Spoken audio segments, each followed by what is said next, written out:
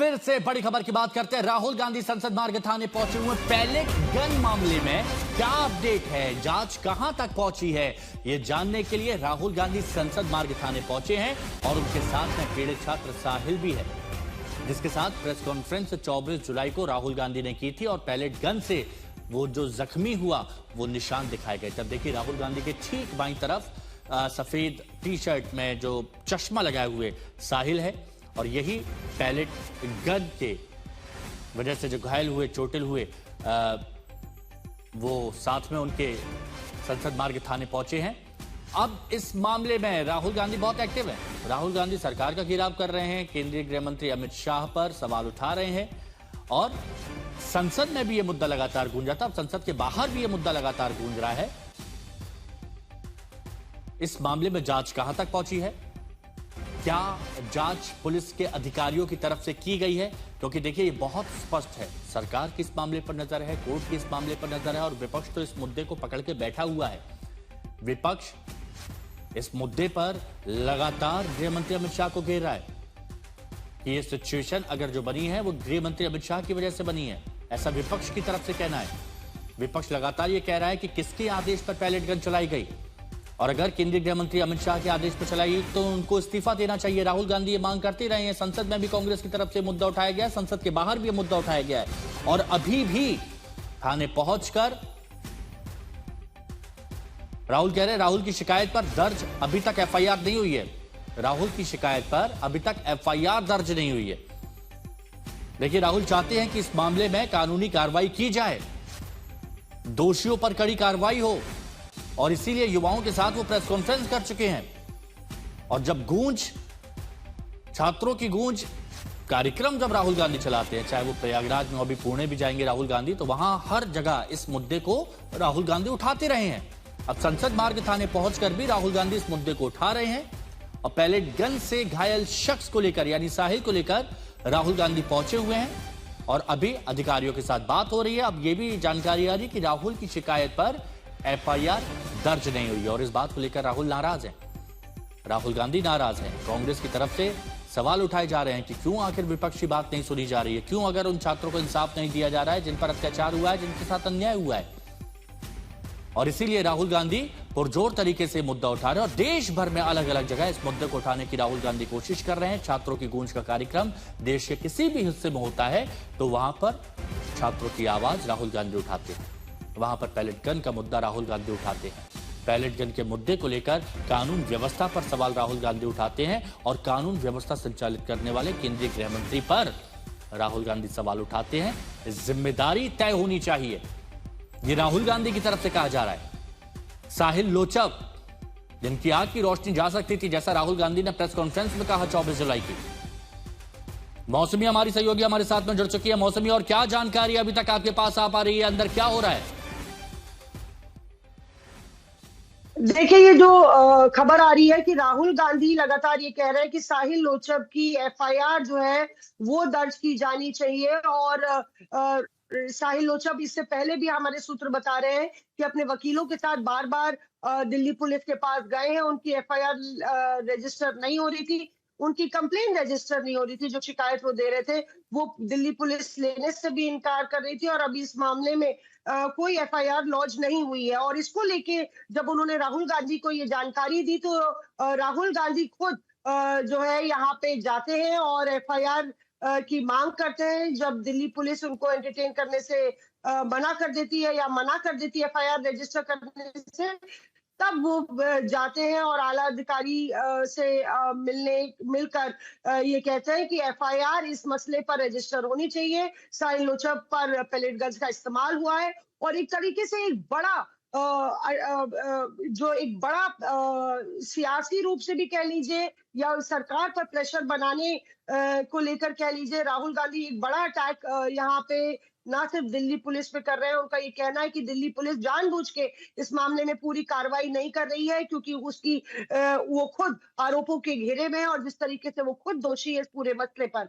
और साहिल लोचब के साथ राहुल गांधी का जाना ये पूरी एक बड़ा संदेश देता है कि कांग्रेस जो है इस पूरे मसले को छोड़ेगी नहीं, पैलेट गन्स के मसले को और अमित शाह गृह मंत्री को घेरने का काम इसके जरिए किया जाएगा। अभी यही दलील चल रही है। राहुल गांधी ये बार बार कह रहे हैं कि इस मसले पर आप एफआईआर दर्ज कीजिए क्योंकि इनको बहुत गंभीर चोटें आई हैं और इस मसले पर कार्रवाई नहीं हो रही है और जब तक कार्रवाई नहीं होगी मैं नहीं हिलूंगा।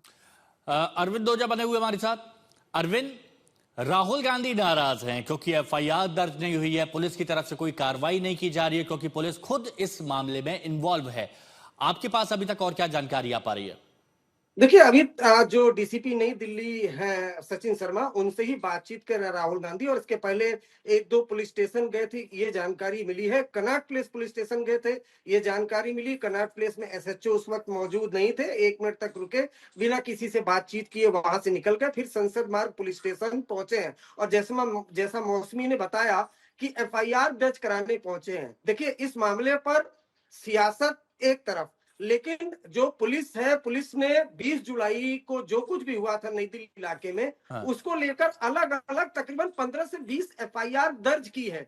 अब पैलेट गन की जो बात राहुल गांधी कर रहे हैं कि उस पर किसके खिलाफ एफआईआर दर्ज होगी, ये अपने आप में जानना और देखना बड़ा दिलचस्प होगा। क्योंकि अगर बात की जाए, कोई भी सिक्योरिटी फोर्स है, अगर उसे कोई वेपन मिला है, कोई भी चीज मिली है, चाहे लाठी हो, टीयर गैस हो, पैलेट गन हो, रबर गन हो, इवन यहाँ तक कि जो सोफिस्टिकेटेड वेपन होता है वो भी, हाँ। उनको वो इस्तेमाल करने का, उनको इस्तेमाल जी, उनको इस्तेमाल करने का उनको इस्तेमाल करने का अधिकार तो कम से कम पुलिस को होता ही है।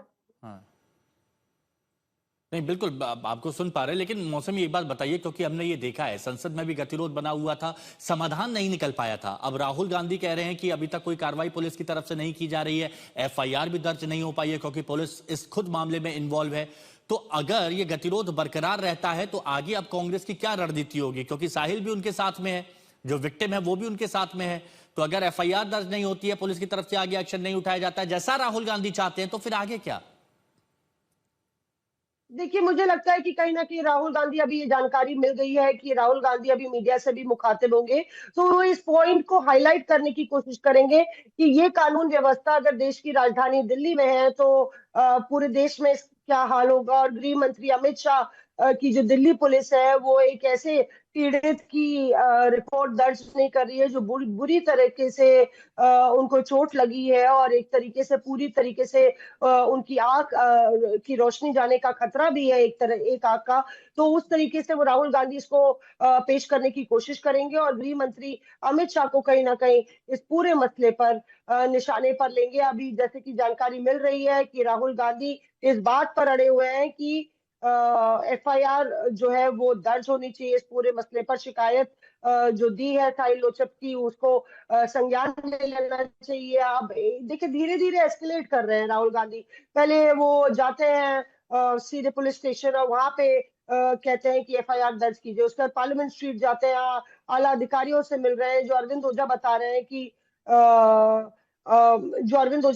यहाँ पे कि आला अधिकारियों से मिलके वो यही कह रहे हैं। अच्छा, ये बताया जा रहा है कि 14 तारीख को साहिल लोचप जो है दिल्ली पुलिस से मिलने गए थे अपने वकीलों के साथ। वो 14 अगस्त को गए थे और उन्होंने ये मांग की थी कि हमारी शिकायत आप लीजिए, उसको दर्ज कीजिए, मेरे ऊपर पैलेट गन का इस्तेमाल हुआ है। और 14 तारीख को जब वो गए तो पुलिस ने कहा कि रिटन कंप्लेन उनकी ले ली, पर अभी तक उस मामले में कोई कार्रवाई नहीं हुई है। तो क्योंकि कार्रवाई नहीं हुई है, इसके चलते राहुल गांधी ये पूछने गए थे कि उनकी शिकायत पर क्या कार्रवाई हुई है। यानी कि शिकायत दे दी थी साहिल लोचप ने, लेकिन अभी तक उस मसले पर कार्रवाई ना होने के चलते नेता विपक्ष राहुल गांधी पुलिस थाने पहुंच जाते हैं। और दिल्ली पुलिस के थाने पर जब वो वहां पे बात करते हैं, जो ऑफिसर्स हैं, उन्होंने जब एंटरटेन नहीं किया तो वो चले गए आला अधिकारी के पास। अच्छा, यही चीज अरविंद ओझा से जान लेते हैं। अरविंद, देखिए, बहुत स्पष्ट ये बात जानकारी निकल के सामने आ रही है कि साहिल पहले खुद अपने वकीलों के साथ जाते हैं एफआईआर लॉन्च करने, लेकिन वो नहीं होती है। उसके बाद राहुल गांधी उनका साथ देते हैं और राहुल गांधी संदीप साथ में लेकर, साहिल को साथ में लेकर फिर आला अधिकारियों के पास गए हैं कि क्यों आप एफआईआर दर्ज नहीं करा रहे हैं जो पीड़ित है उसकी। अब इस मामले में अधिकारियों का क्या रुख हो रहा है? देखिए, आप इसको सिर्फ फिलहाल अभी पॉलिटिकल एंगल से ही देख सकते अच्छा। हैं, क्योंकि आप देखिए एफआईआर दर्ज कराने पहुंचे हैं पैलेट गन की। ये अभी तक जो सूत्र है वो बता रहे हैं किस तरह की एफआईआर, अगर कोई एक्शन पुलिस लेती भी है, चाहे वहां पर अर्धसैनिक बल के जवान थे, आरएफ के, अगर इस तरह के पैलेट गन चले भी तो बाकायदा जनरल डायरी जो दिल्ली पुलिस की थी, उस जनरल डायरी में जो आरएएफ की टीम है उसने ये मेंशन किया था कि वहां पर जो एंटी राइट गन है उसका इस्तेमाल हुआ। अब इस पर एफआईआर किस तरह से दर्ज करती है दिल्ली पुलिस, ये देखना अपने आप में बेहद दिलचस्प होगा, क्योंकि अलग अलग एफआईआर उस पूरे घटना की 20 जुलाई को तकरीबन 15 से 20 एफआईआर दर्ज हुई है, जिसमें पूरे घटनाक्रम का ब्यौरा है, जिसमें कॉन्स्पिरेसी की भी जानकारी है, पुलिस ने किस तरह की चीजों का इस्तेमाल किया, आरएएफ ने किस चीजों का इस्तेमाल किया, ये सब कुछ है। लेकिन एफआईआर आखिर राहुल गांधी किसके खिलाफ दर्ज कराना चाहते हैं? क्या पुलिस के खिलाफ दर्ज कराना चाहते हैं? क्या आरएएफ के खिलाफ दर्ज कराना चाहते हैं? क्योंकि अगर जैसा वो ये बोल रहे हैं पैलेट गन का इस्तेमाल हुआ, तो पैलेट गन का इस्तेमाल जाहिर सी बात है जो अर्धसैनिक बल के जवान है वही करते हैं। हाँ। तो क्या उनके खिलाफ एफआईआर दर्ज कराने की कोशिश कर रहे हैं? किसके खिलाफ? तो ये काफी अभी अच्छा, कंफ्यूजन मतलब वो थोड़ा इंतजार करना पड़ेगा अरविंद, मुझे लगता है उसके बाद बहुत सारी जानकारी बहुत स्पष्ट हो जाएगी, धुंध के बादल छट जाएंगे। हिमांशु मिश्रा हमारे साथ मौके से जुड़े हुए हैं, उनसे भी जान लेते हैं उनके पास क्या जानकारी। हिमांशु, क्या जानकारी है आपके पास? राहुल गांधी अभी भी अंदर ही है?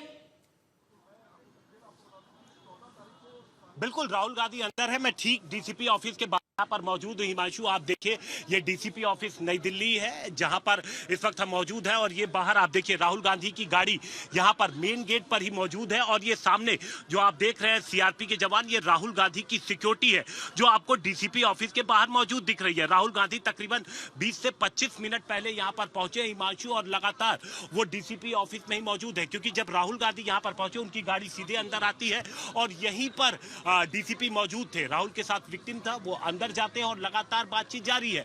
अब यहां पर हिमांशु आप देखिए कि जिस तरीके से लगातार कांग्रेस पार्टी आरोप लगा रही थी बर्बरता की, कि स्टूडेंट के ऊपर 20 जुलाई को बर्बरता की गई थी, उस पर पुलिस की तरफ से कहना था कि उनकी तरफ से माइल्ड बल का प्रयोग किया गया था। जो लोग, क्योंकि आज तक ने, आपको याद होगा कि आज तक इंडिया टुडे ने साफ दिखाया था 5 सीसीटीवी कैमरों की फुटेज, जिसमें यह बात क्लियर हो गई थी कि कितने नजदीक जो प्रदर्शनकारी है वो पार्लियामेंट के पहुंच गए थे।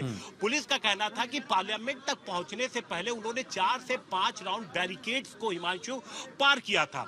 अब अगर एक साथ बल प्रयोग करते तो पीछे जाते स्टैम्पेड बनती, इसलिए न सिर्फ उनको पीछे भेजना था, लेकिन पीछे इस तरीके से अचानक से नहीं भेजना था। ऐसे में जो उस वक्त रणनीतिक तैयारियां थी, जो उस वक्त की रणनीति थी कि पार्लियामेंट में अंदर तो जाने नहीं देना, वहां से पहले रोकना है, लेकिन पीछे किसी तरीके का हादसा ना हो, किसी छात्र को गंभीर चोट न लगे, इन दोनों स्थितियों को देख करके जो भीड़ पार्लियामेंट तक पहुंची थी उसको पीछे ढकेला गया था।